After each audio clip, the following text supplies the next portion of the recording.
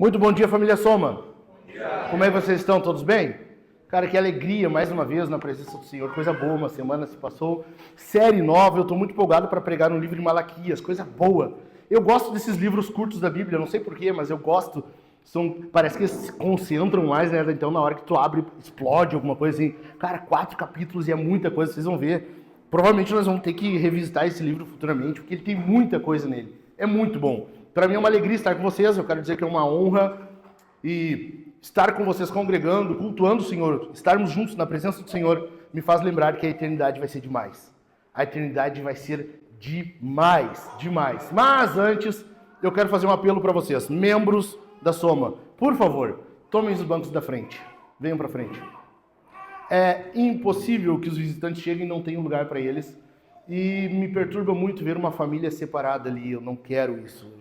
Eu quero que eles sentem juntinhos, por favor. Deem lugar aí. Mel, Davi, Bianca, por favor, façam a gentileza. Gerson, tem lugar aí do lado da tua patroa e a família. Sentem juntos. Vamos organizar a coisa. Coisa boa, né? Um caos assim, controlado. Eu amo isso. Esses caos assim, para dar uma acordada no pessoal é bom às vezes. Coisa boa isso. Gente, é uma alegria estarmos aqui. E eu quero que vocês prestem muita atenção durante os sermões, mas não só isso. Para que durante a semana, no decorrer das semanas, enquanto nós estivermos estudando o livro de Malaquias, para que vocês vão lendo. Eu fiz uma média. A Su e eu fizemos um estudo de caso. Nós lemos o livro de Malaquias. Nossa, que é uma estrelinha por isso, né? A gente leu o livro de Malaquias de cabo a rabo. Cara, levou 11 minutos. 11 minutos. Detalhe, nesses 11 minutos, a Ruth interrompeu algumas vezes. Então, se tu for ler em paz, sabe? Sem uma perturbaçãozinha de 60 e poucos centímetros junto, tu consegue ler mais rápido que isso. Tu tem como. 11 minutos, vamos arredondar em 10. Se tu ler um pouquinho mais, porque a gente leu bem na manhã, sabe? Bem tranquilo. Então, em 10 minutos, tu lê um livro de 4 capítulos na Bíblia. Então, é impossível que tu não faça isso durante a semana. Faz uma cuia de chimarrão, prepara um mate bem cevado. Vocês tomam chimarrão, né? Todos tomam chimarrão, né? Se alguém não toma, depois me aguarde no final, nós temos que conversar. Ou café, tá, vai. Um café, só não vem com aqueles melita que o Dani quer para que eu faça tipo nanquim, assim, sabe? Ele quer que eu faça café para ele assim, tu não pode enxergar, é um buraco negro dentro da caneca. Cara, eu disse, café não é assim. Se tu toma café, tu sabe que café é transparente, né? Se tu toma café, eu tô falando. Ok? Prepara um bom café, vai ler o livro de Malaquias, em 10 minutos tu faz isso. Cara, às vezes escovando os dentes tu demora mais que isso. Nem todos, mas alguns. Gente, vocês estão felizes? Amém? Quem está feliz? Jesus é bom, né? Jesus é bom. E em meio a tudo isso, a gente vê como ele é bom. Por quê? Porque a gente vive um período de extrema corrupção.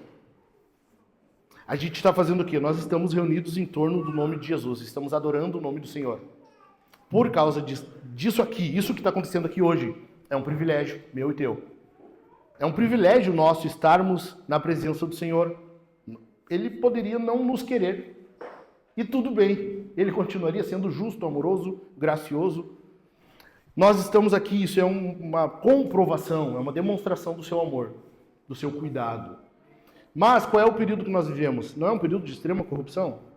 No período de Malaquias era a mesma coisa. Na época em que Malaquias foi chamado, levantado por Deus para falar ao povo, a corrupção estava tomando conta do povo. Em todas as áreas, no governo, na religião, na moralidade, nos casamentos. Então a gente vê que a época de Malaquias e a nossa são muito semelhantes. E ontem eu ainda postei e eu disse, cara, até demais. A época de Malaquias e a nossa são muito parecidas, até demais, não precisava ser tanto assim. É muito parecido. Nós vivemos uma corrupção completa em todas as áreas da nossa existência hoje no Brasil. A época de Malaquias, a cultura estava corrompida, as pessoas estavam corrompidas, uma cultura imediatista, egoísta, e não é isso que a gente vê hoje? E a corrupção faz isso com a gente. Ela te torna alguém autocentrado, egoísta, tudo é para ti. A corrupção faz com que tu busque somente o que é bom para ti. Então, corrupção e egoísmo são autoalimentadas, são mutuamente alimentadas. Uma alimenta a outra.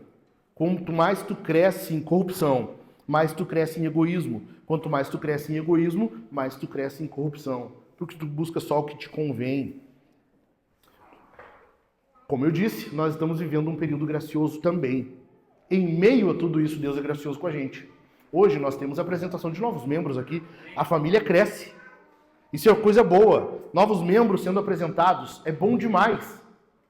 Além disso, Deus tem nos dado filhos. Cara, é só tu calcular o percentual de criança que a gente tem aqui. Se tu não consegue, se tu é de fora, está vendo pela transmissão, enfim, depois, vai assistir depois, é só tu ver o barulho no culto. Nosso culto não é silencioso. Por quê? Porque Deus nos dá filhos. Nós temos crianças. O pessoal do louvor precisa distribuir um pouco os filhos aqui para poder louvar.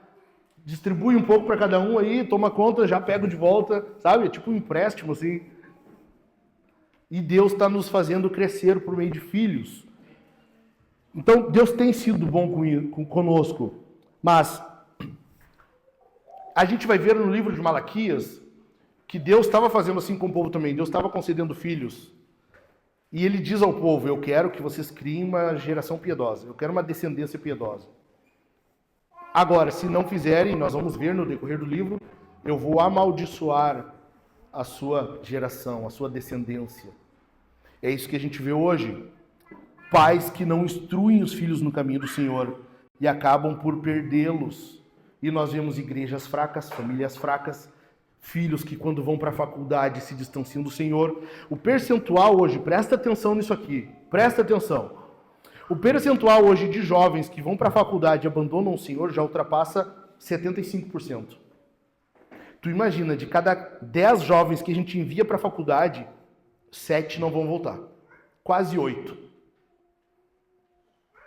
Nós estamos perdendo essa batalha. Então, a época que a gente vive, ela exige muito cuidado.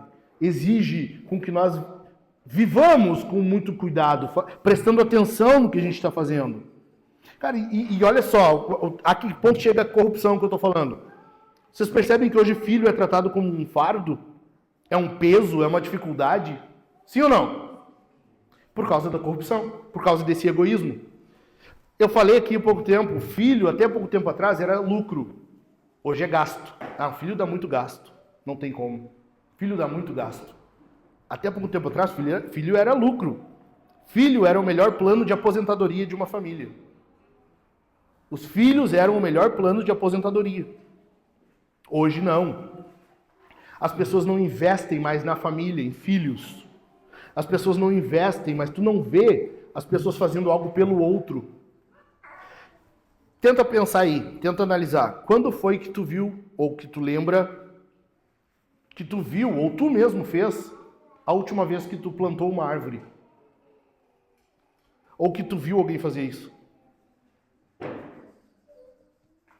Pelas carinhas, eu acho que estão que nem eu, faz tempo, né? Cara, eu acho que a última vez que eu plantei uma árvore, eu estava na 3ª série. Mais ou menos isso. Uns 34 anos atrás. É ou não é? Quem é que vê? Vou plantar uma árvore, cara. Árvore é algo que demanda cuidado. Árvore é algo que leva tempo. A árvore é algo que provavelmente tu não vai ver crescida. Se tu não vai ver, então tu não faz. Então por que eu vou plantar? Não é para mim mesmo. Entende? Essa mentalidade tomou conta de nós. Não, se eu não vou ter benefício nenhum, o que me adianta? A pergunta que o brasileiro costuma fazer quando tu faz alguma proposta: o que eu vou ganhar com isso? O que eu vou ganhar com isso? É assim ou não é? A corrupção, ela faz com que nós tomemos o caminho mais fácil. Enquanto a responsabilidade, filhos, plantar uma árvore, cuidar para os outros, exige responsabilidade. Agora, responsabilidade é algo pesado, é algo que incomoda, é algo difícil. E nós queremos o caminho mais fácil. E a corrupção proporciona isso. Cara, vamos começar lá de cima. O que a gente vê hoje? Corrupção. Cara, a gente acabou de passar por um escândalo de mais de 90 bilhões no Brasil. Quem foi preso? Ninguém. Ninguém foi preso. A gente está vendo uma demonstração de corrupção essa semana. Essa semana, um ex-presidente da República, alguém que até pouco tempo atrás era tratado com honra. Tu pode não concordar com a pessoa, cara, é um partido que eu não gosto, mas ele é um ex-presidente. É um ex-presidente. O cara está de tornozeleira, sem sofrer uma condenação. Ainda está em inquérito, ainda está em processo de julgamento. E já está de tornozeleira, não pode sair de casa à noite. Tipo homem casado, sabe? O Bolsonaro agora só tem uma vida de casado, só isso. Tá de tornozeleira. Não pode se aproximar de uma embaixada. Onde é que tu já viu isso? O que é isso? É a corrupção tomando conta? São juízes semideuses que se acham no poder de Deus e fazem o que bem entendem. Quem é que pode fazer o que bem entende? Deus. Deus. Fora ele, ninguém. Ninguém tem a autoridade, ninguém tem a autonomia de fazer o que bem entende. Só Deus. E a gente está vendo isso aí. Então a corrupção ela faz a pessoa tomar o caminho mais fácil. Essa semana, não sei se vocês viram, se eu não me engano foi na Bahia, foi encontrado milhares de reais dentro de um par de sapato. A coisa anda assim, entende? Então, nós estamos vivendo esse período. O que acontece? A corrupção faz com que tu caminhe pelo lado mais fácil, o caminho mais fácil. Tá te incomodando? É um opositor? É do outro lado? Manda prender. Manda prender. Tá nos incomodando? Não, vamos calar. As redes sociais agora estão incomodando, logo vai ser silenciado. Tu só vai postar propaganda de margarina, sabe? Tu não pode postar nada que incomode o governo. Simples, simples. Mas a coisa não para lá. Ela toma conta e nós vemos o quê? O jeitinho brasileiro. Deixa tombar um caminhão na BR e vê o que acontece em menos de 10 minutos. Tu acha que os produtos ficarão? Tu acha que os produtos ficarão no caminhão até que venha alguém rebocar? A coisa vai ser saqueada, os produtos serão saqueados, não dura 5 minutos.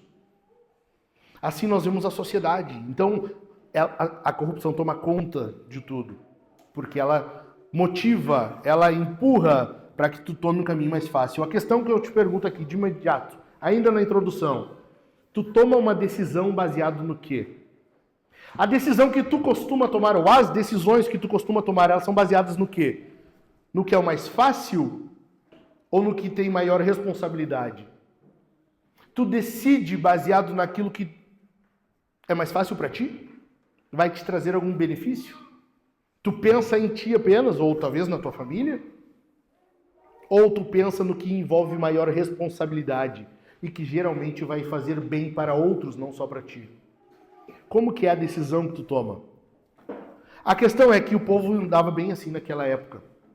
E Deus levanta um profeta chamado Malaquias. Malaquias escreve o último livro do Antigo Testamento. E eu quero, já que tu vai pegando a Bíblia e vai abrindo em Malaquias, quem ainda não está. Malaquias escreve esse livro que é o último do Antigo Testamento. E geralmente as últimas palavras são muito importantes. Geralmente as últimas palavras são muito importantes. Meus pais, quando eu era criança, já um adolescente, pré-adolescente, na época ainda podia sair e deixar o filho em casa sozinho, sabe? Eles eram representantes comerciais e iam longe, iam a Roca Salles, iam a Estrela, cidades do interior do estado. E eu ficava em casa. O bom é que eles deixavam dinheiro, eu comprava um X e uma Coca-Cola. Cara, era o céu pra mim. Eu botava um filme, gordo, né? Gordo. Botava um filme, comia um X e uma Coca-Cola e era plenitude de vida. O Davi entende o que eu tô falando. Plenitude de vida, de alegria. Sabe Salmo 16? Na tua presença, a plenitude de alegria. Delícias perpetuamente. Era eu com aquele X, assim, pingando maionese. Coisa boa. Esqueci o que eu ia falar até. Eu lembrei do X. Muita maionese. Antes de sair de casa, os meus pais me davam as recomendações mais importantes. Ó, tu cuida quem vai... Não abre a porta para ninguém. Vai buscar o teu X e volta logo. Sabe? As recomendações mais importantes eles deixavam para o final. Lembram do livro de Filipenses? Nós tivemos uma série aqui em Filipenses. Paulo vai dizer que, ao invés de dizer que ama o povo e as recomendações mais carinhosas, ele não fala no início da carta, ele fala no final. Porque as instruções mais importantes, aquilo que pesa mais, ele deixa para o final. Assim é o livro de Malaquias. As últimas palavras do Antigo Testamento são muito importantes e a gente precisa prestar atenção. Amém? Então abre a tua Bíblia em Malaquias, acha o capítulo 1 e vamos ver o que Deus tem a falar para nós, porque depois disso ele vai ficar 400 anos de silêncio. Cara, isso é ruim. Achou aí? Para que tu entenda como que nós vamos lidar com esse primeiro sermão, eu quero que tu analise comigo 4 evidências. 4 coisas que comprovam que a corrupção está generalizada, ok? Pô, cara, tu vai ver isso aqui, tu realmente, tá uma desgraça, tá uma desgraceira, não tem como, ok? Então vamos lá, em primeiro lugar, a primeira evidência de que a corrupção está generalizada é quando a palavra de Deus ela é negligenciada, desprezada. Acha aí, versículo 1 do capítulo 1. Sentença pronunciada pelo Senhor contra Israel por meio de Malaquias. Acharam aí? Tá assim de vocês? Uma pergunta, alguém tem uma tradução diferente? Como é que tá na tua? Uma advertência. Advertência. Na tua, João? João? Na tua, tá como? No versículo 1, a primeira palavra. Mensagem. Na tua, Gerson? Advertência também.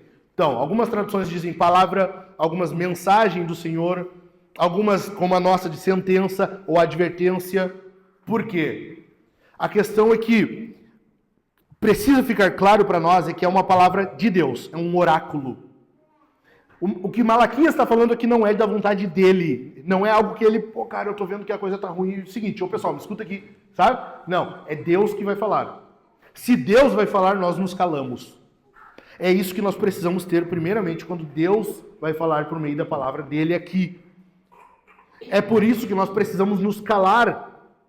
Por que nós temos intervalo de 5 minutos antes do sermão? Cara, porque eu não quero que tu fique levantando, indo no banheiro, indo buscar uma água. O povo nunca toma tanta água na semana quanto toma durante o culto. É uma hidratação só. Ninguém tem sede tanto quanto durante o culto. Impressionante. Por isso nós temos intervalo, 5 minutos. Para que durante o sermão, porque o sermão não é o Maicon aqui, é Deus falando. Nós cremos dessa forma. Se a mensagem é fiel à Escritura, se quem está pregando está sendo fiel ao que o texto diz, então é Deus falando. Amém? Então isso precisa ser gravado. Primeira coisa, é uma palavra de Deus, é um oráculo de Deus. Isso tem que nos lembrar que nós temos que amar a palavra de Deus. E detalhe, nós temos que amar toda a palavra de Deus. Olha o texto aí de novo. Sentença ou advertência, tá? Ou mensagem do Senhor contra Israel. Não é assim que tá aí? Sim ou não? Sim. Cara, Deus vai confrontar o povo. Não é uma palavra agora de consolo. Não é uma palavra de carinho. Deus não vai chamar o povo e fazer uma caríciazinha nele. Ó, gente, seguinte, eu te amo tanto, meu pempenzinho. Sabe? Não, não é isso que Deus vai fazer. Deus vai confrontar o povo. É uma mensagem contra Israel. Nós temos que amar a palavra de Deus na sua inteireza. Nós temos que amar a palavra de Deus quando ela é contra nós. Nós precisamos amar toda a Escritura. E muitas vezes a Escritura ela será contra nós. Aliás, eu diria que nós temos que ler a Bíblia dessa forma. Porque é muito comum a gente ler a Bíblia achando que a gente é os bem, né? A gente é o herói, a gente é Davi. E nós enfrentamos os nossos gigantes, né? Eu só tenho que escolher as minhas 5 pedrinhas. Não, gente, a gente é os irmãos de Davi. Aquele bando de cagão. Sabe? Davi é Jesus. Ele que vence o gigante. É assim que a gente lê a Escritura. Quando o texto lá em Gideão está dizendo que os covardes devem voltar para casa para eles não acabar contagiando todo o exército, nós somos esses caras aí. É assim que nós lemos as Escrituras, contra nós. Então nós temos que amar a Escritura na sua inteireza, mesmo quando há uma palavra de confronto. Amém? Tu entendeu isso aqui? Nós temos que amar a Escritura, nós temos que ler a Escritura, nós temos que estudar a Escritura, nós temos que pregar a Escritura, toda ela. Nós temos que pregar, falar toda a palavra. Eu conheço gente que durante o culto familiar às vezes evita os textos em que Ló dorme com suas filhas, porque os filhos vão ouvir aquilo ali, gente, não sei se é bom, né? Sabe? Cara, em que momento tu acha que a Escritura fará mal para alguém? Eu já tive que lidar com família que o cara, pô, pastor, não sei se eu leio essa parte com os meus filhos. Cara, é a palavra de Deus. Se for Deus e a criança tiver interesse em aprender, ela vai te perguntar. Se ela te perguntar, ela está apta a aprender, mesmo que na medida dela. Caso contrário, a criança nem entende, passa batido. Agora, tu não pula a Escritura, tu não seleciona textos da Bíblia que tu vai ler ou tu não vai ler. Isso é liberalismo teológico. Isso é liberalismo, tu achar que parte da Escritura é válida e outras não. Essa aqui não. Vamos adiante. Agora sim. Nós lidamos com toda a Escritura. Nós amamos toda a Escritura. Nós estudamos toda a Escritura. Amém? Amém mesmo? Nós temos que entender que às vezes a Bíblia é contra nós e nós temos que estudar mesmo assim. Presta atenção. Deixa eu explicar uma coisa para ti. Quando alguém está confrontando teu cônjuge, teu marido, tua esposa, e aquilo ali é feito em amor e é com base na palavra, tu defende? Porque eu já lidei muitas vezes com, eu vou confrontar a esposa, o marido se dói, daí ele é o cara, dele é o machão. A esposa é um semidemônio dentro de casa. Mas daí quando o pastor vai confrontar, daí não, pastor, não fala assim. Aqui, já não estão mais entre nós, fica tranquilo, não precisa olhar sem achar que, será que é o Dani, será que é o Thiago, será que é o... Tá? Não estão mais entre nós. Aqui, eu fui confrontar um casal uma vez, uma irmã, na hora o marido, pastor, acho que não é a hora. Como assim? Como você acha que não é a hora? Olha só, deixa eu explicar uma coisa para ti. Quando alguém está confrontando alguém que tu ama, e isso é baseado na Escritura, tá? Tá entendendo, gente? Tá acompanhando? Vamos pegar, por exemplo, aqui. Eu vou confrontar o Francisco e a Paloma vai... Não, pastor. Ai, tadinho dele. Cara, se esse confronto é com base na Escritura, é como se Jesus estivesse confrontando. Ou seja... Tu não protege teu marido, tu não protege tua esposa de Deus. Fazer isso é protegê-lo de Deus. Deus está vindo até a pessoa confrontá-la. E às vezes a gente defende, achando que está fazendo papel. Não, meu papel é proteger minha esposa. Tu protege ela, mas tu não protege de Deus. Entendeu? Quando é feito com base na palavra, nós obedecemos, nós nos calamos. Se é Deus que vai falar, baixa a tua bolinha. Deus fala isso no Salmo 46. Aquietai-vos e sabei que eu sou Deus. Aquietai-vos, cala a boquinha. Se Deus vai falar, nós nos calamos. A minha pergunta para ti é, tu defende alguém, teu marido, tua esposa, do confronto da palavra? Tu tem por hábito fazer isso? Tu precisa te arrepender disso. Tu defende a ti mesmo, tu te justifica? Tu precisa te arrepender disso. Além do mais, a gente entende o quê? As coisas não estão nada bem, porque geralmente a gente quer só as partes boas da palavra. Geralmente, nós queremos só o que é bom da Escritura.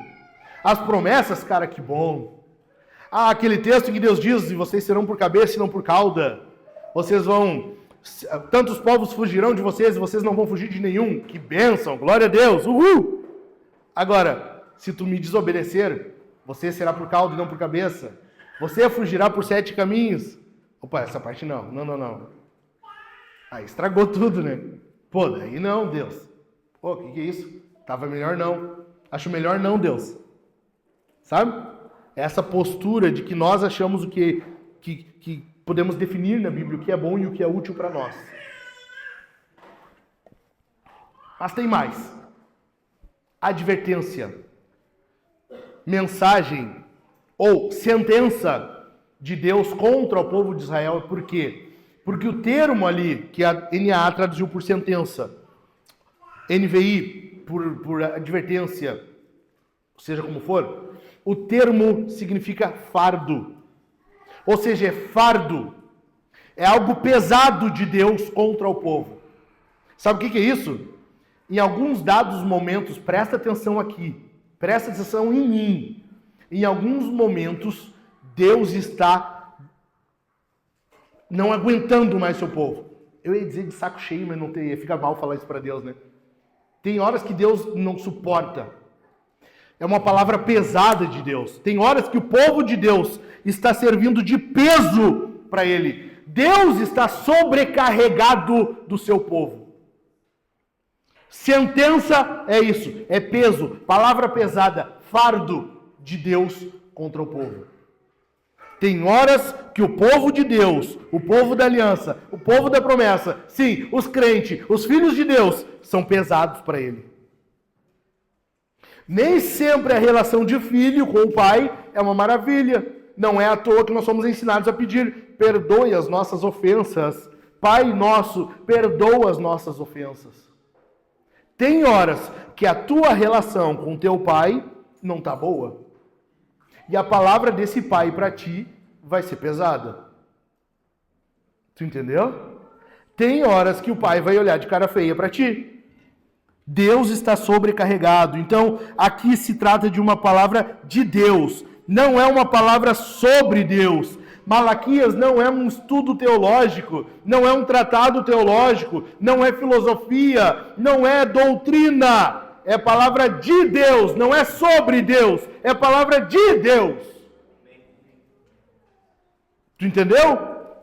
Nós temos que entender isso aqui, porque senão, nós vivemos numa época em que a palavra não é pregada na internet, não se fala de pecado, não se confronta pecado.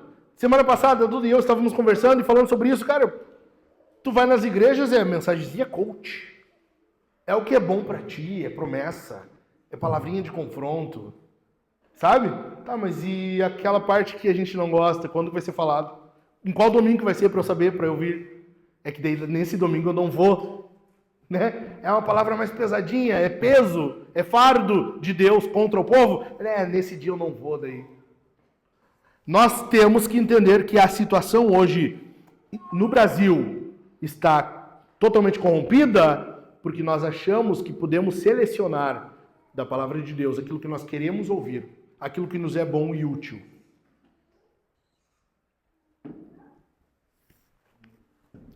Além disso, pronunciada por quem?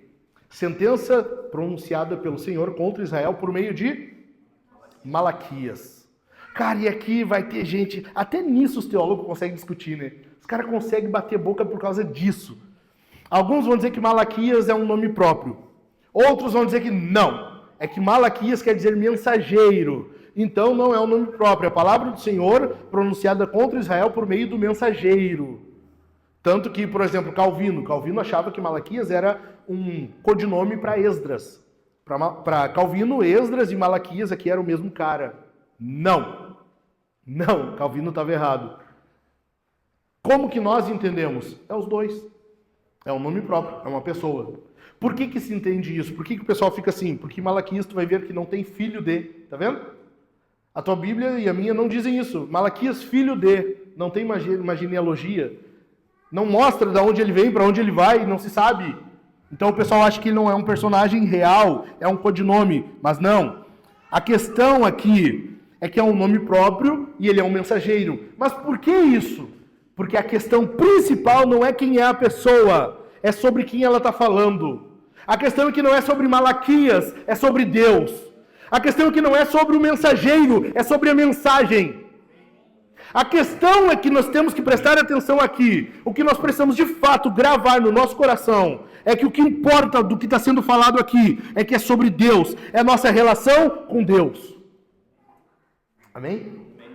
Então, para que tu entenda, basicamente, por que alguns acham que é Esdras ou algum contemporâneo? Porque Malaquias vai denunciar os mesmos problemas que Neemias e Esdras estavam denunciando. Tá? Provavelmente Malaquias ele vem alguns anos depois de Neemias. ou ele é contemporâneo, ou ele vem logo depois. É por essa época ali. Basicamente, a questão é que Malaquias não está interessado a falar de si. Isso quer dizer algo para nós. Quando tu for evangelizar, tu não fala de ti. Essa é a diferença de biografia e testemunho. Biografia, tu fala de ti. Eu era assim, eu era assado, e agora eu sou assim, eu sou assado. Testemunho é, eu era desse jeito, e agora Jesus fez tal coisa na minha vida. Quando tu for evangelizar, tu tem que saber de quem tu está falando, não é de ti. Não é sobre quem tu está falando, não é de ti que tu está falando, é sobre quem tu está falando, é Jesus. Entendeu? Amém? Então nós percebemos que a corrupção está generalizada quando a palavra de Deus é tratada com desprezo. Nós temos que valorizar a palavra na sua inteireza. Em segundo lugar, a corrupção está generalizada quando o amor paternal de Deus é desacreditado. Olha aí, versículo 2, primeira parte do versículo. Deixa a Bíblia aberta, não feche isso aí, vai acompanhando. O Senhor diz: eu sempre os amei. Mas vocês perguntam: como é que nos amaste? O que está acontecendo aqui? Deus continua falando. Tu percebe que desde o início o primeiro passo é de Deus? Sim ou não? Deus é quem dá o primeiro passo. A salvação é assim. Deus é quem dá o primeiro passo. Agora, requer uma responsabilidade, requer uma resposta de nós. Agora Deus está fazendo isso. Ele deu o primeiro passo em direção ao povo que estava corrompido. Ele dá o primeiro passo. E ele diz: eu sempre vos amei. Olha como que Deus começa. Olha como que Deus começa falando com o povo. Palavra de Deus por meio de Malaquias contra Israel. Como? Eu sempre vos amei. Está uma corrupção generalizada. Está um problema só. A cultura está corrompida. As pessoas estão corrompidas. O culto está corrompido. O governo está corrompido. Ao invés de Deus vir com pedras na mão ou fogo dos olhos, Ele olha para o povo e diz: eu sempre vos amei. Nunca, presta atenção no que eu vou te falar, cara, porque hoje a gente vive é uma hostilidade só, é muito fácil fazer isso. Nunca faça isso, de tu ver alguém evangelizando e a pessoa dizer assim: Jesus te ama, e tu, não, porque os reformadinha, a teologia reformada e que nós adotamos para o entendimento soteriológico de salvação, ok, mas Deus ama. Deus derrama chuva sobre justos e injustos ou não? Sim. O sol vem sobre justos e injustos ou não? Isso é amor. Na teologia nós chamamos graça comum. Na prática é amor. Deus te ama. Deixa quem estiver evangelizando falar desse jeito. Deixa. É que a gente virou muito crítico, né? É muito fácil criticar. Tá, mas vamos fazer então. Vamos fazer? Tu vê que a coisa está corrompida. E Deus costuma agir desse jeito. Lembra da carta de Paulo aos Coríntios? A igreja estava um caos total. Os crentes se processando, os crentes brigando, uns dizendo: eu sou de fulano, eu sou daquele, eu sou desse outro. Tinha um transando com a mulher do pai. A igreja, ao invés de denunciar isso e dizer e confrontar, diz: não, nós entendemos. Nós somos a cultura do amor. E Deus diz: o orgulho de vocês não é bom. Os crentes vêm para a ceia, os mais ricos chegam primeiro, eles entornam todo o vinho da ceia e ficam bêbados. Quando os pobres chegam, não tem mais nem o que comer. Por isso que Paulo vai dizer: ao cear, esperem uns pelos outros. Como que Paulo inicia a carta? Aos crentes santificados da cidade de Corinto. Cara, tu percebe que Deus tem um jeito meio contranatural nosso de lidar. A nossa tendência é o quê? Quando tu vai, tá tudo errado, e tu vai corrigir, tu já chega dando no meio. É ou não é? A nossa tendência é essa. Tá tudo errado. Como que tu vai chegar resolvendo? Cara, tu chega dando no meio. Deus não. Eu sempre vos amei. Deus começa desse jeito. Eu sempre vos amei. Em Malaquias, o que o povo está fazendo? Eles estão roubando de Deus. Nós vamos ver para frente. Deus está dizendo: vocês me roubam. Vocês estão me roubando. O povo está com culto corrompido. Eles não são generosos. Pelo contrário, a oferta deles é corrompida, são animais cegos, coxos, doentes. Além disso, o povo está adulterando. Os homens estão abandonando suas esposas, estão casando com estrangeiras. Está uma desgraça só. E Deus chega dizendo: eu sempre vos amei. Eu sempre vos amei. Imagina Deus chegando no meio do povo. Imagina Deus chegando no meio do povo para falar com o povo. O povo não leva Deus a sério. O povo não leva o culto a sério. O povo não leva os casamentos a sério. E Deus chega como? Eu sempre vos amei. Eu sempre vos amei. E o que tu imagina? Olha só, o que tu imagina? O povo vai responder o quê? Nós também. Com a mãozinha no peito, né? Nós também. É ou não é? Como é que o povo responde? Como? Como é que é? Olha, senão a gente dá uma pedrada mesmo. Deus diz: eu sempre vos amei. E o povo: como que nos amaste? Tipo, não ama nada. Não ama nada. Como que tu nos ama? Aí, o que a gente espera é que o povo diga: eu também te amo. E o povo diz: que nada. Não ama nada. Não é assim que a gente age muitas vezes? Deixa acontecer algo contra o teu plano, contra o que tu imagina, contra o que tu espera, contra o que tu planeja, para ver se no primeiro momento já não pensa: mas Deus não me ajuda. Mas será que Deus podia ter feito isso para me ajudar? Mas Deus podia.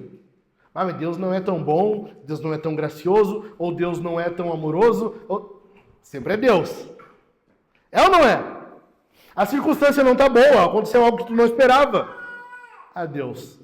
Daí Deus não presta, daí Deus é ruim, Deus não te ama, ou não ama tanto.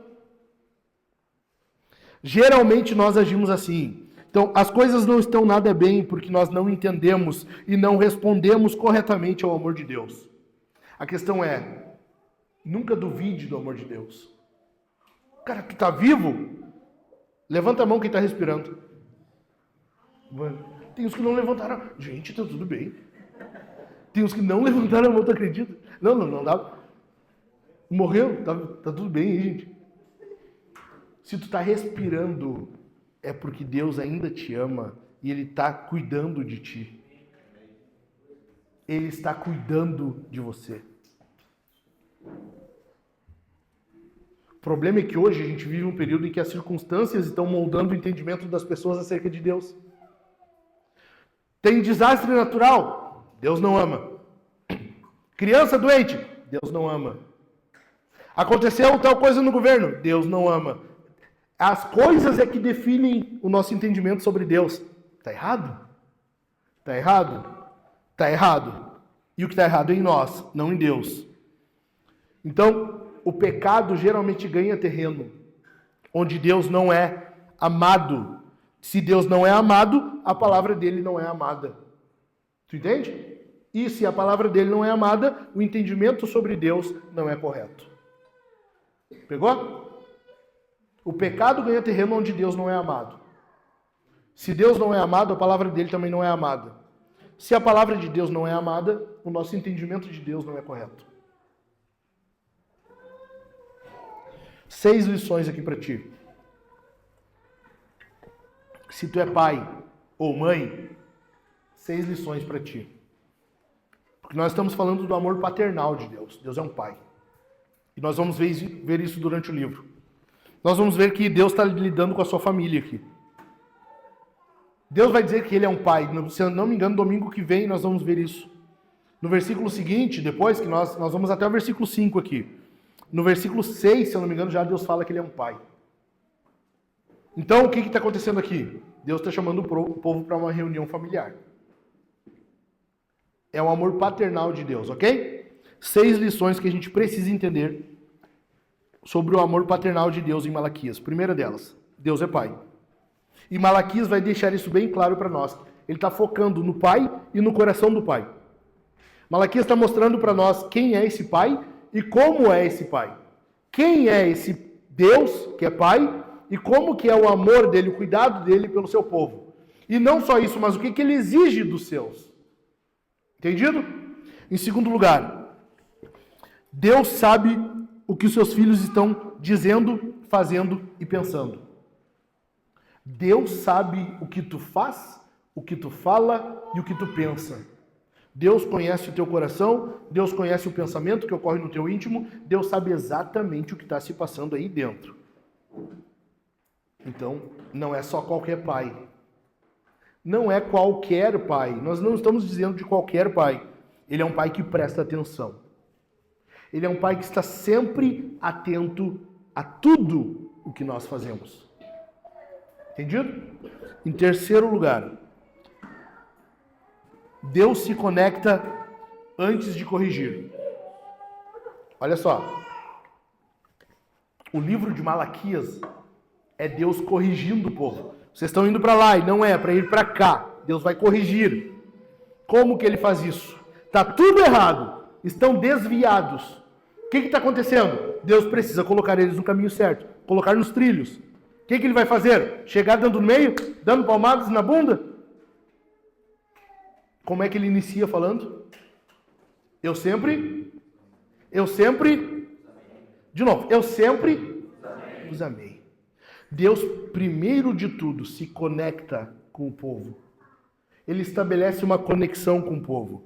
Deus corrige em todo o restante do livro, mas primeiro ele vai se conectar com o povo. Ele vai dizer, eu sempre vos amei. Tem dois erros que a gente costuma cometer como pais ou como mães. Primeiro deles, ou a gente não se conecta, ou a gente não corrige. O segundo é não corrigir. A gente tem tendências e a gente vai para um extremo ou outro.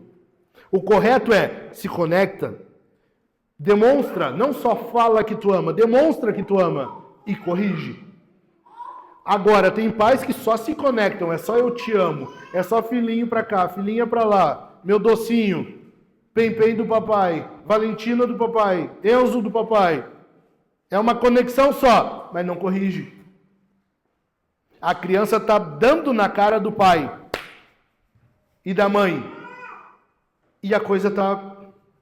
Não é... Eu amo, sabe? É uma conexão só, mas não tem correção.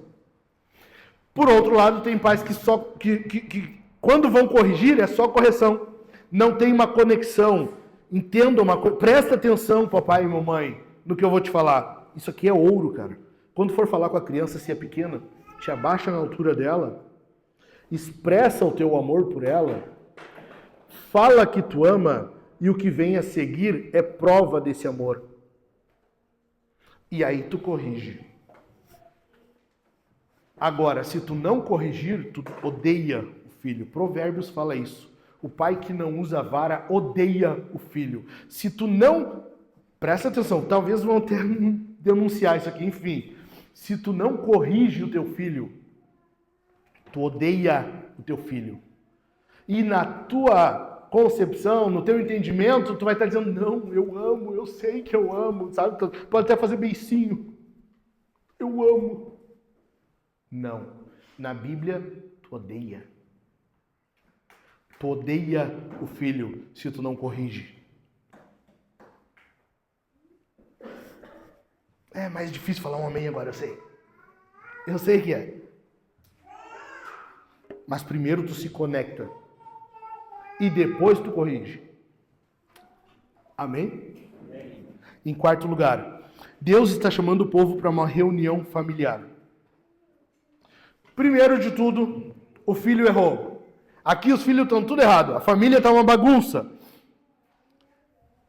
O que Deus tem que fazer? Ele tem que corrigir. Como é que tu faz com teu filho quando ele erra? Chama ele, chama ela. Tu não fala na frente dos outros. Chama em particular. Se conecta e corrige. Agora, o erro tomou conta. Tem mais os outros filhos também. Tá um caos, uma bagunça. Aí tu fala na frente dos outros. Aí tu corrige no geral. Aí tu vai corrigir e tu vai estabelecer uma reunião familiar. Neste caso aqui em Malaquias, todos erraram. Todos estão corrompidos. O que Deus faz? Deus não vai chamar no particular. Deus vai falar com todos. É uma reunião familiar. Ou seja, como que tu faz uma reunião familiar? Quando tu quer falar com todos na família, geralmente aonde? Geralmente na tua casa. Como é que funciona? Na sala. Ou na mesa. É ou não é? É sofá ou na mesa. Geralmente são nesses lugares. O que está acontecendo aqui é Deus chamando eles para a sala ou para a mesa e nós vamos conversar. Provavelmente eu sou gordo, então eu diria que é a mesa, né? Então, nós temos a mesa do Senhor, então é a mesa, tá? Estamos combinados? O que está acontecendo é que todo domingo de manhã aqui é uma reunião familiar. Deus nos chama todo domingo às 9h30 aqui para uma reunião familiar. E Ele tem algo a falar conosco. Ok? Amém? Em quinto lugar, Deus responde como um pai. Cara, presta atenção nisso. Deus responde como um, vamos lá, como um pai. Deus responde como um pai. Deus não responde como um coleguinha. Deus não responde como um coleguinha, como um irmão ou uma irmã. Lá em casa, às vezes, não, é raro acontecer, tá? Mas às vezes, assim, na raridade de acontecer isso, uma das meninas levanta a voz, sabe? Dá uma leve gritadinha, assim, alguns decibéis só, pouca coisa, mas acontece. Sabe? Dá uma gritadinha. Agora tu imagina se o pai e a mãe respondem gritando também. Presta atenção, se teu filho grita e tu responde gritando, tu desceu ao nível de filho. Agora tu se tornou um irmão ou um coleguinha. Pais respondem como pais. Hierarquicamente você está acima dos filhos. Você não é mais importante, não é isso? Hierarquicamente nós estamos acima dos filhos. Logo, tu não desce ao nível dos filhos para falar com eles. A tua autoridade se mantém. Se tu teve que fazer isso, se tu gritou, se tu respondeu como filho, se tu fez qualquer coisa assim, tu perdeu a autoridade. Então, pai responde como pai. Por isso que Deus aqui responde como um pai. Entendeu? Deus está respondendo como um pai. Tu não desce da tua autoridade. Não responde como um irmão ou como um colega. Não é desse jeito. Se teu filho grita e tu responde gritando, ele venceu. Ele conseguiu o que queria. Tu perdeu a autoridade. É o que a criança queria. A criança vai testar os pais. Ela vai testar os pais. Cabe a ti se manter, cara. Tu que te mantém. A Ruth fez 10 meses, ontem, sexta-feira. Fez 10 meses. 10 meses. E ela já testa. A Su está ensinando ela a não puxar cabelo. O pecado já está na criança. Já puxa cabelo. Parece escandalosa aquelas. E até gritar, ela grita. Ela grita e puxa cabelo. Pronto, aí sim. Só falta botar a mão na cintura e fazer assim. E a Su está ensinando a não puxar cabelo. O que ela faz? Ela põe a mão no cabelo e dá um sorrisinho. Se a Su não fala nada, ela vai puxando. O que é isso? É a criança testando. É a criança testando. Os filhos vão fazer isso com os pais. Em sexto lugar, Deus começa com amor. Deus começa a falar com o seu povo demonstrando amor. E o que é isso aqui? Nas outras religiões, se tu fizer isso, tu vai ser amado, tu vai conquistar, tu vai conseguir, tu vai é ou não é? Cara, nas outras religiões, se tu quiser alguma coisa, tu tem que ir para uma esquina, largar pipoca e cachaça. Para tu conseguir alguma coisa. Com Deus, não. No cristianismo é diferente. Na fé cristã, primeiro tu é amado. Depois, o que tu consegue não é por teu mérito, é por graça. Tu não faz algo para conseguir algo com Deus. Tu não manipula Deus. No cristianismo, eu sou teu pai. Então, faz isso. Entendeu? Não é, tu vai fazer algo para tu ser amado, ser tornado filho. Não, tu é filho. Portanto, obedece. Eu sou teu pai. Então, faz o que eu estou dizendo. Tu entendeu? No cristianismo é diferente. Nós estamos acostumados a relacionamentos baseados em desempenho. Tu tem que fazer alguma coisa para conquistar alguma coisa. Fazer alguma coisa para conseguir algo. No cristianismo é diferente. Tu é. E por causa do que tu é, tu faz. Efésios fala que Deus nos predestinou, nos salvou para as boas obras, que Ele também preparou de antemão.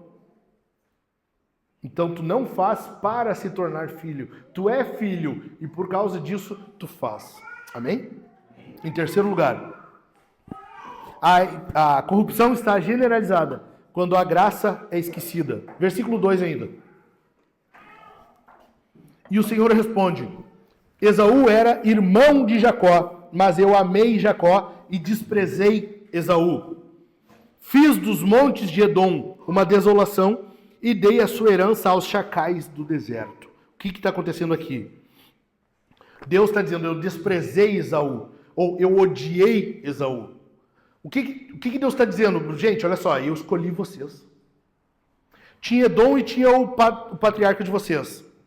Tinha o povo de Edom lá, que é Esaú, né? Edom são os descendentes de Esaú, e tinha Israel, que são os descendentes de Jacó. Ele está dizendo, tinha Jacó e tinha Esaú, tinha os dois. Eu escolhi Jacó. Não se trata aqui, o que Malaquias está mostrando para nós? Desprezei, é o mesmo odiei. Lembra de Lucas, quando Jesus está falando sobre o discipulado? Se você não amar a mim mais do que ama, lembram? Eu preguei isso para vocês, já falei, o texto mesmo não está dizendo mais do que ama o pai e mãe. O que o texto está falando mesmo é, se tu não odiar pai, mãe, irmãos, família, cachorro, teu pet, tua bebê reborn, seja o que for. É a mesma coisa aqui. Deus desprezou, o texto está dizendo, ele odiou Esaú. Não é no sentido de que Deus voltou contra ele toda a sua indignação, toda a sua ira. É uma questão de prioridade, de preferência. O que Deus está dizendo aqui não é que se trata de animosidade contra Esaú. Tanto que em Deuteronômio Deus vai dizer que eles não devem odiar Edom. Deus não se contradiz. Então o que Deus está dizendo é que deve haver um princípio de escolha. Assim como Jesus, nós não temos que odiar pai e mãe. A palavra manda nós amarmos o próximo como a nós mesmos. A palavra no 5º mandamento diz, honra teu pai e tua mãe. Então não se trata de ódio. Tu não vai odiar ativamente os teus pais. É uma questão de preferência, de princípio de escolha. Tu prefere, tu escolhe, tu vive para Jesus, de tal forma que o teu amor pelos pais é tão menor que parece ódio. A mesma coisa que Deus está falando. Os dois estão indo para o inferno. Os dois estão destinados à ira. Os dois estão indo para o mau caminho. E o que Deus faz? Ele prefere um e ele escolhe se relacionar com aquele ali. O que Deus está dizendo para o povo de Israel aqui é isso. Eu escolhi vocês. E deixei Esaú como estava. Tranquilo, de boa. Ele escolheu aquele caminho, pode ir. Sem problema, vai. É isso que Deus está dizendo, ok? Deus está mostrando graça aqui. Isso aqui é graça. Deus não escolheu Jacó por mérito. Cara, como é que Jacó vivia? Ele não era um enganador? Sim ou não? Mentiroso? Ele era mentiroso, contumaz. Ele mentia. Cara, ele mentia tão bem que ele conseguia se passar pelo irmão dele. O cara era bom na mentira. Jacó, tem um dom? Eu tenho um dom. Se tem um dom que eu acredito que eu tenho, é o de mentir. Sabe? É tipo isso. Ele mentia muito bem, que era um dom dele. Agora, o que acontece? Deus escolhe ele. Mesmo assim. Não tinha mérito nele. Jacó era o Jacózinho da mamãe. A mamãe fazia a comidinha para ele levar para o pai dele. A mamãe que escolhia a roupinha dele de manhã. Os ovos com bacon, quem preparava era a mamãe de manhã, com a roupinha dobrada na cama e dizia, filhinho, tá na hora de levantar. Veste tua roupinha e teu breakfast está pronto. Teu Deus de jejum. E Jacó levantava, sabe? Ia lá tomar cafezinho com a mamãe. Enquanto Esaú era o quê? Um caçador. Esaú era um caçador, cara. Ele era um cara do campo. Quando Isaac pede para preparar a refeição preferida dele, o que o cara faz? Ele pega as pistolas dele, bota na cintura, pega uma espingarda aqui de precisão, bora, vamos lá, vou à caça. Pum. Bota o bicho nas costas, vai e prepara para o pai dele. É ou não é? Se é nós, tu vai escolher quem? Diogo, se é um de nós, quem que a gente escolhe dos dois? O Enzo ou o caçador? É óbvio que se fosse por mérito, Esaú seria o escolhido. É óbvio que se fosse por mérito, é o cara ralado. O cara é ralado. Faltou arroz, não tem problema. Eu trago um búfalo para nós. Claro, ele dá um jeito, ele assa, ele faz qualquer coisa. Quem que tu escolhe nesse caso? É óbvio. Mas com Deus não é assim. Com Deus é por graça, não por mérito. Com Deus é por graça. E Ele está dizendo, eu escolhi você, eu amei você, eu amei Jacó. Esaú era irmão de Jacó, mas eu amei Jacó e desprezei Esaú. Porque Deus não está interessado em mérito. O que tu pode, o que tu consegue, para Ele não importa. Importa o que Ele consegue fazer. O que importa é o que Ele fará. Amém? Não é por mérito, é por graça. Deus não é como a gente. O que Esaú está merecendo aqui é o que todos nós merecíamos. Cara, se Deus deixasse a gente, eu escolhi fulano e não Francisco.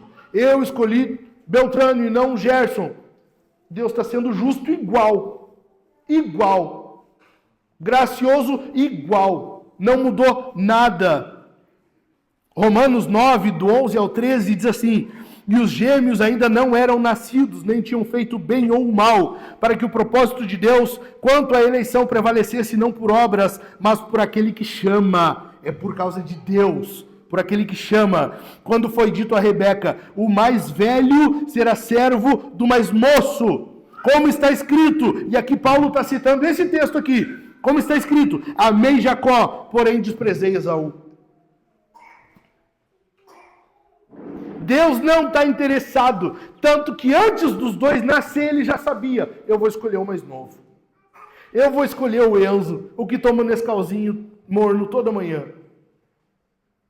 O outro prepara um café passado maravilhoso, mas eu vou escolher o que toma um Nescauzinho. É isso que Deus está dizendo aqui. Entenda uma coisa, entenda isso aqui pelo amor de Deus.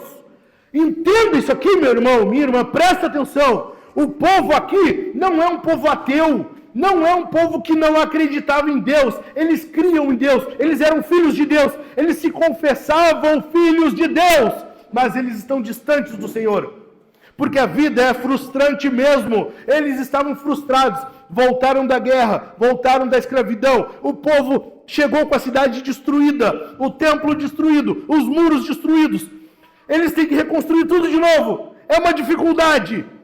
Agora a plantação tem que iniciar do zero, tem que esperar anos agora até dar fruto de novo. E agora tudo está ruim, está difícil. Vamos pegar o caminho mais fácil. A vida é assim. Nem sempre tu vai ter um pãozinho torrado com margarina de manhã cedo. A vida é frustrante, mas isso não molda o teu entendimento sobre Deus. Isso não molda o teu relacionamento com Deus. É por graça. É graça! É por graça! Bendito é o nosso Deus! Que não é por mérito, senão nós todos estávamos ferrados. Nós todos estávamos indo em direção ao inferno. É por graça! Ele nos resgata! Ele nos salva! Bendito é o nosso Deus! Presta atenção nisso aqui. O mundo não te deve nada. Deus não te deve nada. Nem sempre a vida vai ser fácil. Nem sempre as coisas estarão bem. Nem sempre o teu filho vai estar bem. Às vezes vai dar bronquite. Às vezes vai atacar asma. Às vezes vai pegar um resfriado. E tudo bem. Deus continua sendo gracioso. Deus continua sendo bondoso. Bendito é o nome do Senhor. Glória a Deus. Glória a Deus. Em quarto lugar, Em quarto lugar, a corrupção está generalizada quando o juízo de Deus é ignorado. Então, em primeiro lugar, nós percebemos que a corrupção tomou conta, está generalizada, quando a palavra de Deus é desprezada. Em segundo lugar, quando o amor paternal de Deus é desacreditado. Em terceiro lugar, quando a graça é esquecida. Em quarto lugar, quando o juízo de Deus é ignorado. Versículos 4 e 5, lê comigo. Se Edom disser, fomos destruídos, mas vamos reconstruir o que está em ruínas, o Senhor dos Exércitos responderá, eles podem até reconstruir, mas eu vou derrubar outra vez. E a terra deles será chamada de terra da maldade, e povo contra quem o Senhor está irado para sempre. Versículo 5. Vocês verão isso com os seus olhos e dirão, o Senhor é grande também, fora das fronteiras de Israel. O que é isso aqui? Cara, olha só. Quando o povo de Judá estava sendo levado cativo para a Babilônia, o que está acontecendo simultaneamente? O povo de Edom está vendo e eles estão se alegrando. Eles estão vendo o mal acontecendo com os irmãos, com o outro povo, irmão, e eles estão se alegrando com isso. Eles estão dizendo, bem feito, é isso aí. Bate mais, sabe? Bate mais. Eles estão se alegrando com aquilo ali. Alguns anos depois, o povo de Israel ainda estava no exílio, lá na Babilônia. O povo de Edom é levado cativo. Tem um outro povo que vem e leva eles. Tanto que nós vamos ver no Novo Testamento, o povo de Edom estava agora na Idumeia, que é uma outra região, um pouco mais para lá, tá? Para lá. Enfim, o que está acontecendo aqui? Como que a gente vê o que aconteceu com o povo de Edom? Deus entregou eles ao juízo. Também se alegraram com a maldade dos outros, então também vai levar. Ok, tranquilo. Foram levados cativos. Mas eles estão dizendo o quê? Nós fomos destruídos, mas a gente vai se reerguer. A coisa está ruim, mas nós vamos dar um jeito. Deus está dizendo não, não vão, não vão. E a gente tem a tendência, às vezes, de esquecer o juízo. A gente tem a tendência de achar que a gente consegue na força do braço. Nós vamos se reerguer. A coisa está ruim, mas nós vamos dar um jeito. A coisa está ruim, eu sei, mas pode deixar, eu vou resolver. A gente faz isso ou não? Sim ou não? Tá ruim, eu sei, mas ó, deixa comigo, pode deixar. Como é que tá, meu? Tá tudo bem. Não tá bem. Só que tu tá achando que tu vai dar um jeito. O povo de Edom tá fazendo isso aqui. Deus entregou eles ao juízo também. Deus entregou eles e agora está dizendo que eles são terra da maldade. Jerusalém é o quê? Terra, quem lembra? Terra santa, é ou não é? Terra santa. Edom agora é terra da maldade. Povo contra quem o Senhor está irado para sempre. Edom quer reconstruir na força do seu braço, sem Deus, alheios a Deus. Como a gente, muitas vezes.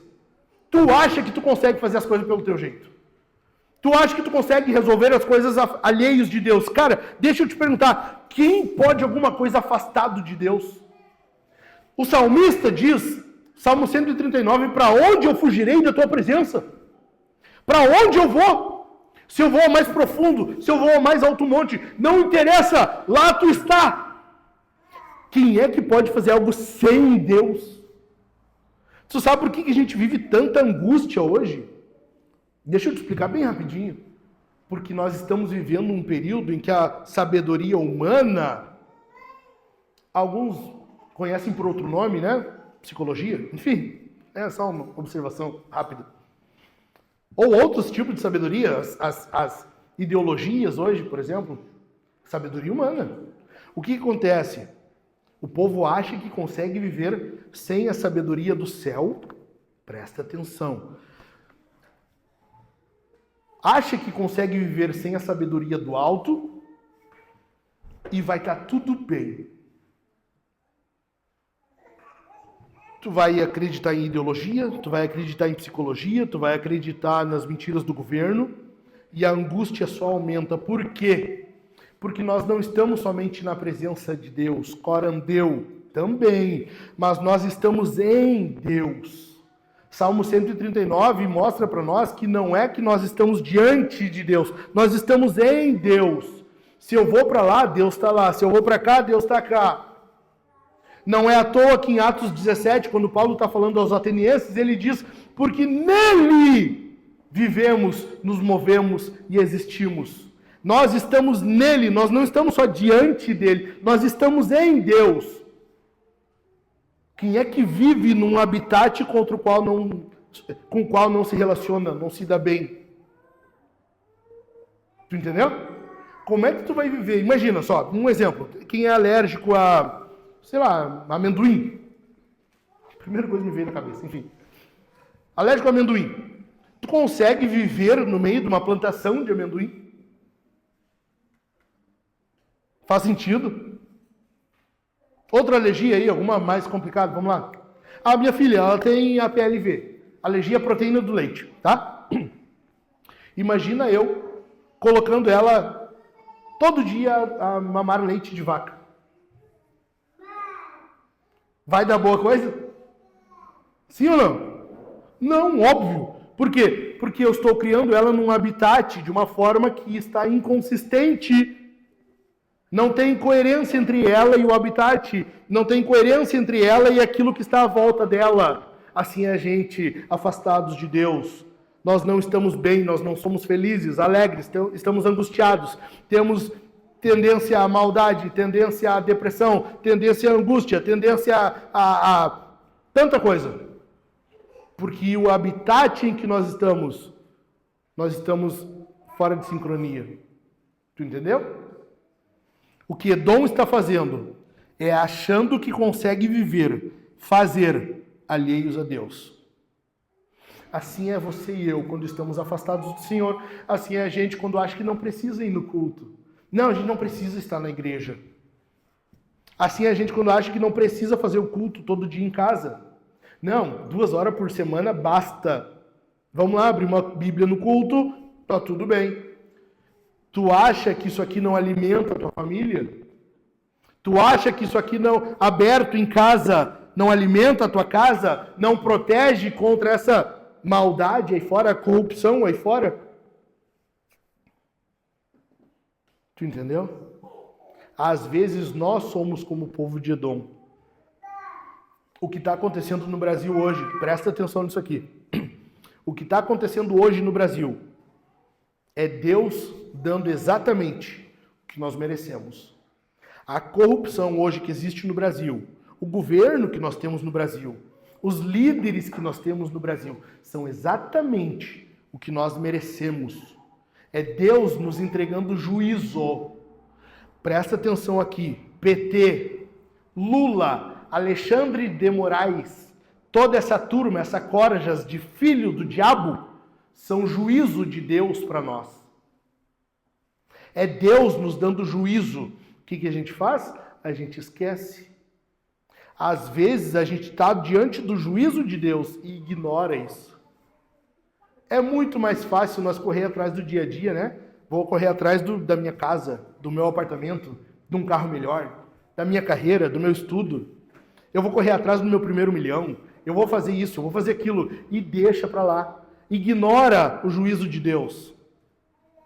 É exatamente o que nós estamos vendo aqui. Ironicamente, Edom ficou intacto quando a Babilônia atacou Judá. Israel ficou destruído, ficou por terra, e Edom ficou intacto. O que está acontecendo aqui é Deus invertendo os papéis agora. Deus está dizendo que Jacó vai ser reconstruído, que Deus ama eles, que eles têm a preferência de Deus, enquanto Edom vai ser destruído, terra da maldade, povo contra quem o Senhor está irado para sempre. Aquele povo que se alegrou com Judá sendo levado cativo, é o mesmo que agora sofrerá juízo. E não vai se levantar. Eles estão dizendo, deixa, a gente reconstrói. Deus está dizendo, não. Eles não, a gente vai dar um jeito. Deus está dizendo, não. Uma curiosidade, Herodes, sabe? Herodes, lá no Novo Testamento, era da descendência de Edom. Ele era do povo de Edom. Jesus é do povo de Judá. nós estamos vendo que continua a maldade e continua Deus mantendo a sua aliança, a sua promessa por meio do seu Filho encarnado. A minha pergunta para ti, presta atenção nisso aqui, cara. Para onde a gente foge da presença de Deus? Aonde? Qual é o teu refúgio de Deus? É o que? É teu trabalho? É o teu celular? Para onde que tu vai, assim, que na tua cabeça aquilo ali é o teu canto, é o teu refúgio? Ali tu esquece de Deus, ali tu tá longe de Deus. A minha pergunta para ti é, para onde que a gente foge da presença de Deus? Para onde? Para onde que a gente foge da presença de quem é onipresente? Para onde a gente foge se não há paz longe dele? Se não existe paz diante de qualquer outra situação, lugar, pessoa, coisa, se não for do Senhor? Para encerrar, resumo das principais ideias do livro de Malaquias. Anota aí. As 10 grandes ideias do livro de Malaquias. Em primeiro lugar, o pecado fere o coração de Deus. O teu e o meu pecado fere o coração de Deus. Deus é um pai. Ele se entristece. O nosso Deus é um Deus pessoal. Ele não é uma força, ok? Ele não é uma auréola brilhante ao redor do mundo. Não, nada disso. Deus é uma pessoa. Ele é pessoal. Ele tem sentimentos. O coração dele é ferido. Ele se entristece quando nós pecamos. Lembra disso a próxima vez que tu pecar. Ok? Segundo lugar, quando você não se vê como muito ruim, Deus não pode ser visto como muito bom. Tu te ligou nisso? O que o povo está dizendo aqui? Deus está dizendo, eu sempre vos amei. E o povo está dizendo, mas como que tu nos ama? Eles esqueceram que, primeiro de tudo, Deus escolheu eles e não Edom. Deus escolheu Jacó e não Esaú. Além disso, Deus trouxe eles da escravidão do Egito e colocou numa terra de promessas, uma terra santa, uma terra que mana leite e mel. E Deus disse, se vocês se mantiverem fiéis à minha aliança, à minha lei, eu vou fazer com que vocês prevaleçam diante dos seus vizinhos, diante dos seus inimigos. Eles quebraram a aliança, não Deus. Deus permite que eles sejam levados ao cativeiro. Mas Deus permite que eles voltem. Eles estão reclamando de Deus na terra que Deus deu para eles. Eles estão reclamando de Deus, onde Deus prometeu que eles estariam. Se nós não vermos que nós somos realmente maus, pecadores, a gente nunca vai ver Deus como muito bom. Afinal de contas, a gente não é tão mal assim. Não, eu nunca fiz mal para ninguém. Eu nunca fiz nada. Se tu não te ver como realmente muito ruim, Deus não será visto como muito bom. Em terceiro lugar, a disciplina é uma demonstração do amor de Deus por nós. Lembra que eu falei? Os dois foram para o cativeiro no final da história. Israel, Judá foi para a Babilônia, passou alguns anos, Edom também foi para o cativeiro. Eles também foram tirados da terra deles. Igual. O que acontece? Deus traz Israel de volta. Deus faz promessa. Deus promete algo para Israel. E para Edom, o que Deus promete? Juízo. Nunca mais vão se levantar. Nunca mais vão se levantar. Tu sabia que hoje não existe mais o povo de Edom? Não existe mais o povo de Edom? Foi eliminado. A disciplina, que é o que aconteceu com Israel, foi uma disciplina. Aos filhos, Deus não manda condenação, juízo de forma perpétua. É disciplina. Ele quer que a gente aprenda algo. Isso é uma demonstração de amor. Em quarto lugar, o pecado é uma moeda de dois lados. O pecado é uma moeda, e como toda moeda, possui dois lados. Aqui, a gente vê o quê? De um lado, rebelião. Como que tu nos ama? Como assim? Da onde? Ama nada. Rebelião. Rebelião contra Deus. E o outro lado da moeda é o quê? É uma religião corrompida. É um culto corrompido. Nós vamos ver isso nas próximas semanas. Israel entrega para Deus o resto. Israel entrega para Deus aquilo que consegue, se der. Tipo nós, sabe? Se der, a gente vai no culto. Se der, eu faço tal coisa. Se eu conseguir, tudo bem. Israel estava fazendo assim. Se der, eu levo um cordeiro aí, algum que tiver por ali. Se der, eu faço. Israel está vivendo um período de uma religião, de um culto, que é fazer o mínimo possível. Fazer o mínimo possível, ofertar, se entregar, viver o mínimo possível. Tipo nós. Tipo nós. Em quinto lugar, Deus não te deve nada. Deus não falhou com você. Deus nunca falhou com você.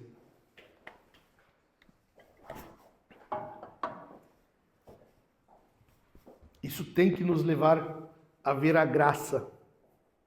Se Deus não deve nada, quer dizer que a salvação já é... Cara, Deus nos salvou, amém. Eu posso viver o resto da vida agora na miséria, porque o principal Ele já fez. Mas não, ainda assim Deus nos concede dia após dia, graça sobre graça. Dia após dia, tu acorda. Hoje, Deus te deu saúde para acordar. Deus te permitiu que teus músculos estivessem plenamente funcionando. Tu pôde levantar da cama, se esticar, se espreguiçar. Deus te deu uma cama. Deus te deu roupas para vestir.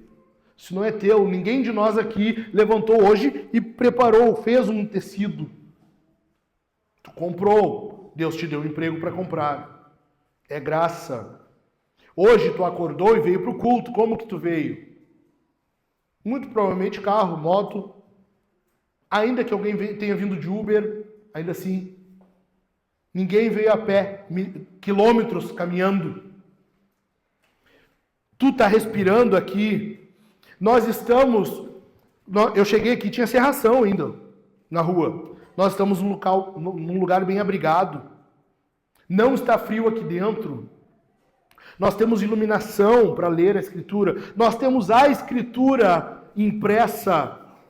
Nós temos a Escritura impressa na nossa língua. A gente entende o que está lendo. Tu não vê graça nisso?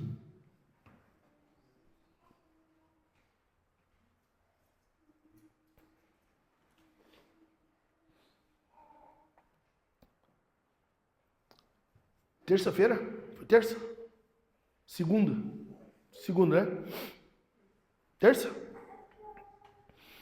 Terça de noite, vocês sabem, eu contei, dei testemunho para vocês. Eu fui brincar de Homem-Choque. Não sei, resolvi brincar assim, e brinquei. Peguei um fio elétrico de 23 mil volts na mão. A essa hora, podia ter outro pregando aqui. Como talvez poderia não ter ninguém pregando aqui.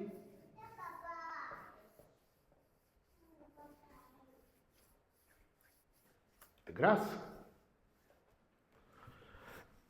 Juro, diante do Senhor, em nenhum momento eu me assustei. Apesar de ser algo que poderia, né, tranquilamente, seria justificado se eu ficasse assustado, nervoso. Não fiquei, diante do Senhor. Se tem uma coisa que eu não sou, é assustado, nervoso, sabe? Só que depois eu estava conversando com a Su e pensando, cara, isso é que me incomoda.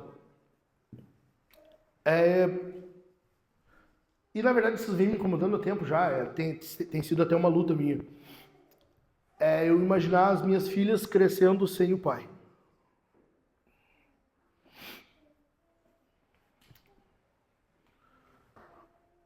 Ter um pai dentro de casa, para elas, é graça. É Deus olhando para as minhas filhas e sendo gracioso. Eu poderia ter morrido ali ou não? Deus seria pecaminoso? Ele teria pecado se eu tivesse morrido? Não, óbvio que não. Mas ele achou por bem que as minhas filhas tivessem um período a mais com o pai dentro de casa. É graça. É graça. O nome disso é graça. Tu percebe a graça de Deus na tua vida ou não? Olha quanta graça Deus tem te dado durante o dia. Olha quanta graça Deus tem dado na tua vida.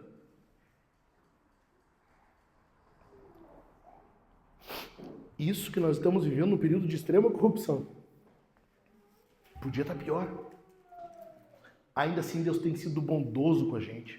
A mão dele está sobre nós. E deixa eu te falar mais, não importa o que o governo faça, não importa o que Alexandre de Moraes faça, não importa se eles resolvam fechar todas as igrejas, calar todo mundo, não importa.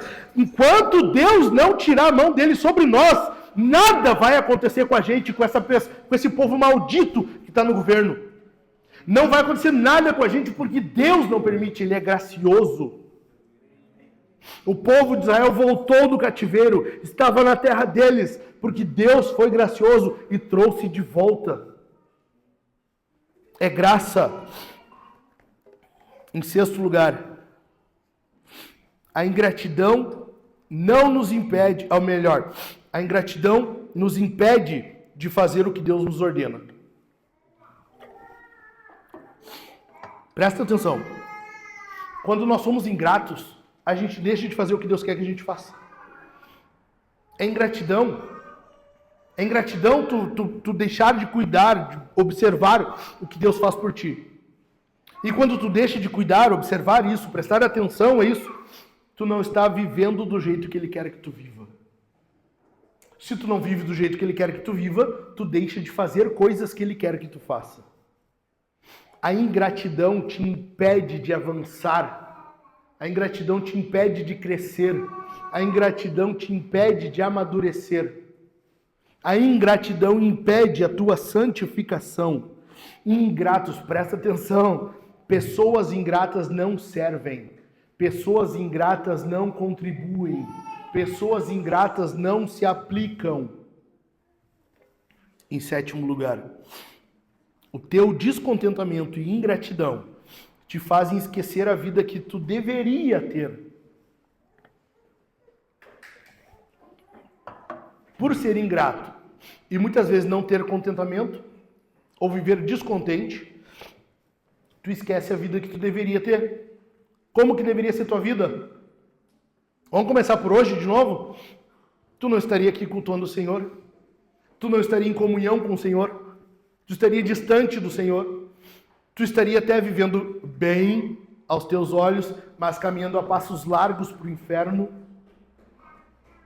Abraçado com o demônio, indo para o inferno. A tua vida poderia ser uma desgraça. Quantos de nós nem família teríamos?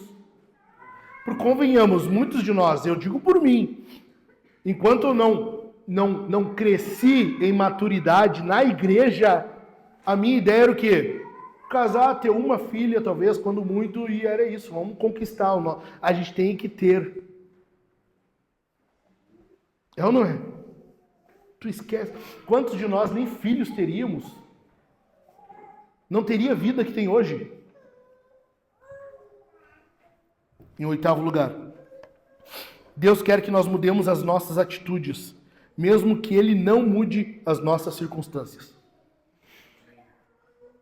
Muitas vezes, e pode ser que o Brasil continue do jeito que está ou até pior. Muitas vezes a nossa circunstância não vai mudar. Muitas vezes a nossa circunstância vai continuar exatamente como está. Mas é nós que temos que mudar. Deus está trabalhando em nós. Deus está te santificando, me santificando. Deus não está santificando o Brasil. Entende? Deus está trabalhando em nós e por meio de nós é que Ele vai fazer. A circunstância pode não mudar. Tu e eu precisamos mudar. Em nono lugar, a vida é aqui ainda. Malaquias está mostrando isso para nós. A vida é aqui ainda. Nós não estamos lá. A promessa para nós é lá. É o já e o ainda não. Nós já temos a promessa, nós já temos a garantia, nós já estamos garantidos de que chegaremos lá, mas ainda não estamos lá. Nós estamos aqui. A vida ainda é aqui. A vida ainda é em meio ao caos. A vida ainda ocorre em meio a essa corrupção. Tu ainda vive no Brasil. O teu governo ainda é o 13. Tu ainda tem que fazer o L. Tu ainda precisa viver em meio a tudo isso. Ainda. Então, por mais que nós mantenhamos nossos olhos lá, a gente vive o agora. A gente vive o agora. Deus está trabalhando em nós agora. Amém? Em décimo e último lugar, A 10ª grande ideia de Malaquias. Nosso Pai é maior do que sentimos e nós somos piores do que achamos. E aqui independe do que tu sente. Porque muitos de nós, eu sinto que Deus não... Não, cara, não é com base no que tu sente. Deus não é definido pelo que tu sente. Eu sinto que Deus... Não, pera lá, para. Só um pouquinho. A coisa não é baseada no que tu sente. Deus é. Deus é. Não é no que tu sente. E Deus é maior do que mesmo aquilo que nós sentimos. E nós somos piores do que nós achamos que somos. A nossa percepção foi afetada pelo pecado. Por causa do pecado, hoje, nós não vemos como deveríamos, nós não sentíamos como deveríamos, nós não pensamos como deveríamos, o nosso intelecto foi prejudicado, a nossa parte sensorial foi prejudicada. O que nós sentimos, às vezes, não é fidedigno, não compete, não é de acordo com a realidade. Então, tu não baseia no que tu sente. Deus não é afetado. A palavra de Deus não foi afetada pelo pecado. Nós é que fomos. Deus continua sendo grande. Versículo 5. Vocês verão isso com os seus olhos e dirão: o Senhor é grande também fora das fronteiras de Israel. Deus é grande. Deus é grande. Independente do que tu sinta, independente do que tu pense, Deus é grande. Deus é grande. Não faz muito tempo, a semana eu estava conversando com a Su, preparando o sermão, e diz, algum tempo atrás, nós estávamos na rua, a gente faz, às vezes, a caminhadinha, sabe? It's my life, né? Tá ligado? O Dani copiou isso e ele não me marca, mas nos stories acontece, tudo bem. Vai vir juízo, mas enfim. Nós fazemos nossa caminhada, e numa dessas, uma das minhas filhas, não vou dizer quem, para não prejudicar a Mariana, foi correndo pro meio da rua. E eu tive que correr para pegar ela. Eu parei com o pé, né? Enfim, eu peguei ela. Por quê? Porque era rua, é perigoso, vem um carro, pode matar a minha filha. Ela está caminhando para a morte. Eu vou atrás dela e eu pego ela, porque é a minha filha. Ela é minha filha. Eu tenho amor por ela. Só que o meu amor não se mostra nas palavras. Eu não vou gritar, Mariana, eu te amo. Não, isso não vai parar a minha filha. Eu tenho que pegar ela para poder salvar ela. Eu tenho que pegar a minha filha e nessa hora eu não vou me preocupar com debate. Eu não vou me preocupar se ela disser, papai, tu não me ama, tu me segurou. Não é um debate, não é discussão, não é um debate filosófico, não é isso. Eu simplesmente vou salvar. Deus faz isso com a gente, nós vamos caminhando para a morte. Nós estávamos indo para a morte e Deus não está preocupado agora com o que tu pensa, com o que tu vai dizer dele. Ele ama e ele te salva. Ele salva porque ele é grande. Ele é grande. E muitas vezes a gente fala, como assim tu me ama? Como assim tu me ama? Como assim? Deus salva porque Ele ama. E isso tem que respingar em glória ao nome dEle, porque Ele é grande. Ele é grande fora das fronteiras de Israel. Ele é grande fora das fronteiras de Israel. Ele é grande. Isso resulta em glória ao nome dEle. Resulta em glória ao nome do Senhor, porque Ele é grande. Ele é grande. Fica de pé. Ele é grande. Ele é grande. O que Deus está mostrando aqui para o seu povo, para os seus filhos, é que Ele ama ele, mesmo que às vezes tu vai ser moldado e tu vai ser influenciado pela circunstância, pela situação que tu está vivendo, pela tua condição financeira, pela saúde da tua família, pelo que está acontecendo no teu trabalho, e tu vai ter a tendência de pensar que Deus não te ama tanto assim. Afinal de contas, como é que os outros podem? Como é que eles conseguem? Salmo 73 está aí para nos mostrar. Asaf está vendo o povo ímpio. O ímpio cresce, o ímpio enriquece, o ímpio tem saúde. E eu não. Como assim? Deus, tu me ama? Eu tenho certeza que tu me ama. E Deus faz em meio a tudo isso, a esse caos, essa bolha de caos que a gente vive, Deus vai lá no meio e diz: eu te amo, eu sempre te amei, eu sempre te amei. Desde a eternidade, Deus já te ama. Desde a eternidade, Deus te ama. Desde a eternidade, o Senhor te ama. Amém? Vamos cantar? Vamos cantar se isso não for amor de fato? Vamos?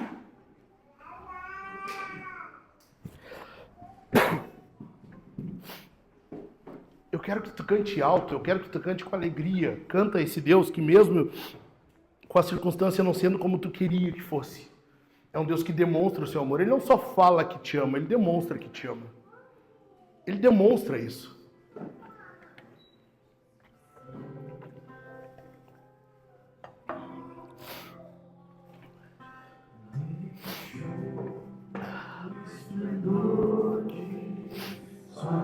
Aleluia, aleluia.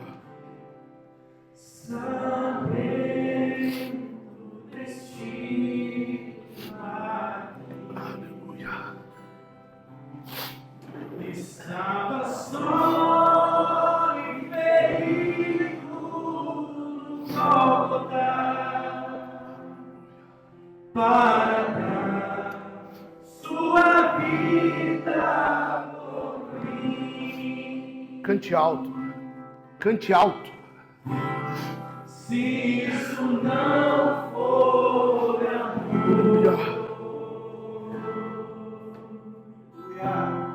o oceano secou.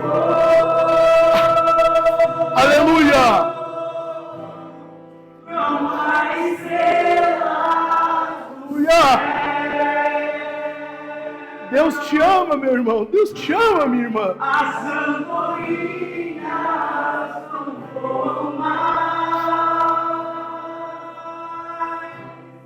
Se isso não for amor,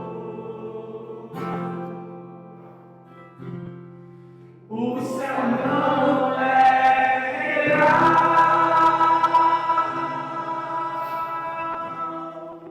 Tudo perde o valor.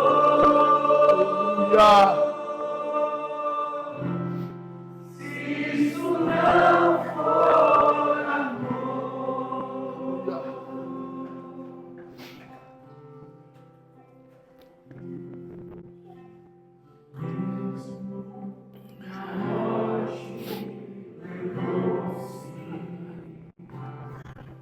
do ladrão que ao seu lado estava, com amor e ternura falou-me ao paraíso, comigo irá. Se isso não for amor, Eu sempre te amei, diz o Senhor. Eu sempre te amei. o oceano secou. Aleluia. Não há estrelas no céu. As andorinhas não voam mais. Se isso não for amor, o céu não é real. Tudo perde o valor. Se isso não for Aleluia. Vamos responder o sermão, meus irmãos? Vamos continuar cantando esse louvor de novo? Nós vamos responder o sermão. Ninguém é novo aqui, então nós temos a ceia aqui à minha esquerda.